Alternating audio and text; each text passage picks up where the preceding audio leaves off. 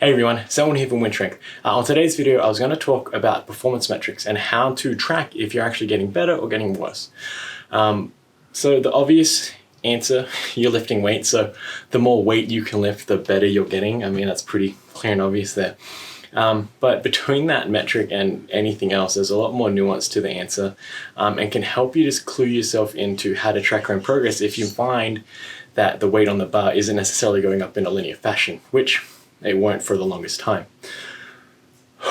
So other than tracking the weight on the bar, the other thing we can track is tonnage, as well as our effort levels. So the three main ways obviously are going to be the weight on the barbell, how much weight we're lifting over the course of our working sets, and how easy or difficult that weight feels when we're lifting it. So first one's pretty obvious, more weight on the bar, getting stronger. The second point would be the volume or the tonnage. Now it's simply reps times weight times the amount of sets you're doing. So 100 pounds 10 times for 3 reps equals 3,000 pounds. That's your total tonnage. Now if the next week you do 100 pounds again, but for 11 reps this time for the same 3 sets, you've increased your daily or your set tonnage by 10%. Now you're lifting a total of 3,300 pounds. So you've gotten stronger in that sense. And we can just extrapolate that out. We really just want to see increases in either the weight lifted or the tonnage we lift. And again, it's going to come down to your goals as well. So obviously if you're trying to get stronger than 1 rep max, only one thing matters is how heavy that weight is on the barbell. Now if you're looking at hypertrophy, increases in muscle size aren't going to be immediately obvious. They're going to take a significant amount of time, as well as a whole host of other factors that are going to play into if your arms are getting bigger or if your legs are getting bigger, whatever the case may be. Nutrition, sleep, supplements, all that type of stuff is going to come in. But at the very least, we can track how much tonnage we're lifting to see if we're getting better at that given at one factor of that goal. And finally, this is where might get a little bit of debate around the topic, is your effort level regarding lifting that weight. So your effort level or your RPE, rate of perceived exhaustion, or your reps in reserve, however you want to measure it, is just going to rate how much effort each one of those sets is feeling to you. Now it goes for both. Effort level will touch both weight lifted on the barbell and the amount of tonnage you do. So I'll just use an example, both will fly the same way.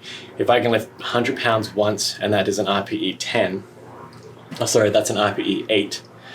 If the next week I lift 110 pounds once, but that is an RPE 10, am I stronger or not? And that is difficult to answer because my effort level increased. If I pushed myself when RPE was 8 at 100, could I push myself to RPE 10 and lift to that 120? Or did I get stronger or not? And that's kind of where this effort level falls into play. If I'm lifting more weight, but it's at a greater cost effort-wise, then it's hard to say if I'm getting stronger or not because I'm just simply exerting more effort. And then whilst you may say that, well, that's the whole point, you need to exert more effort.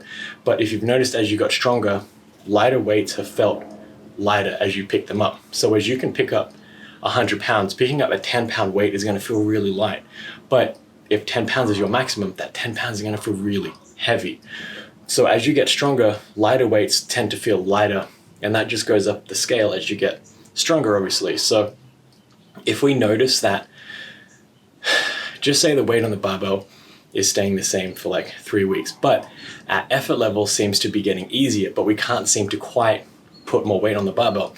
We could say that in some senses, we're getting stronger because that weight that we're lifting doesn't feel as heavy as it did in previous weeks.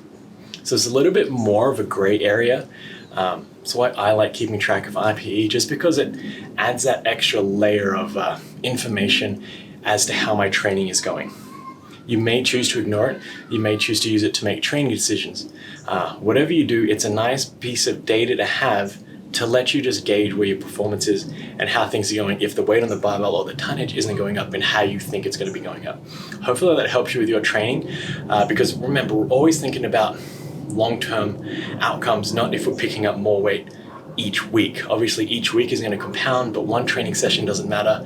1 year's worth of training sessions is really what we're looking for progress. This has been Selwyn from WynnStrength, and remember, a better life through strength.